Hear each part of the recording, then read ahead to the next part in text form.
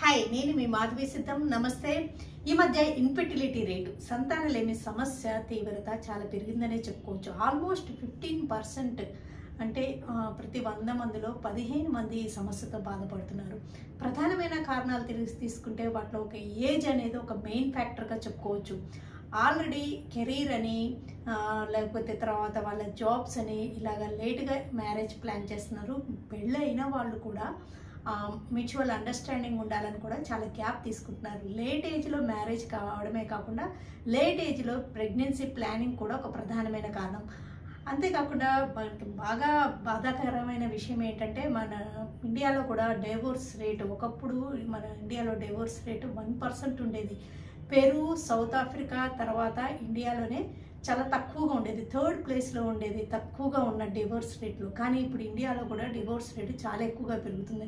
అందుకని ఈ మధ్య కపుల్స్ అండర్స్టాండింగ్ బాగా ఉండాలని కొంచెం టైం తీసుకోవడం కూడా, లేట్ ఏజ్లో మ్యారేజ్ చేసుకోవడమే కాకుండా ఈ ప్రెగ్నెన్సీ ప్లానింగ్కి పిల్లల్ని ప్లాన్ చేయడం అనేది లేట్గా చేయడం వల్ల కూడా ఏజ్ పెరిగిపోవడం అనేది ఒక ప్రధానమైన కారణం అని చెప్పుకోవచ్చు. అంతేకాకుండా అమ్మాయిల్లో నెలసరి సమస్యలున్నా వాళ్ళకి ముందు సంతానలేమి సమస్యలు వచ్చే రిస్క్ ఉంటుంది.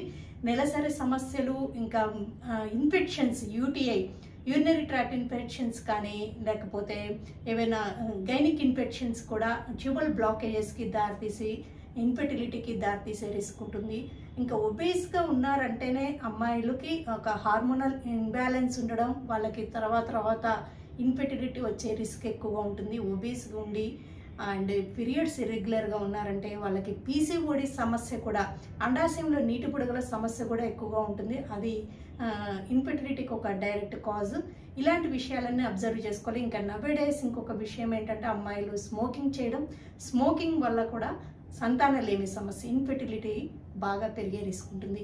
ఈ విషయాలన్నీ అబ్జర్వ్ చేసుకోండి. సో మ్యారేజ్కి ఐడియల్ ఏజ్ అయితే మాత్రం, అంటే మరి ముఖ్యంగా పిల్లలు ప్లాన్ చేయడానికి ఐడియల్ ఏజ్ అయితే మ్యాక్సిమం 20 to 35 ఇయర్స్ లోపల ప్లాన్ చేస్తేనే పిల్లలు కలిగే అవకాశం ఉంటుంది. తర్వాత లేట్ అయ్యే కొద్దీ వాళ్ళకి ప్రెగ్నెన్సీ రేటు తగ్గుతూ ఉంటుంది.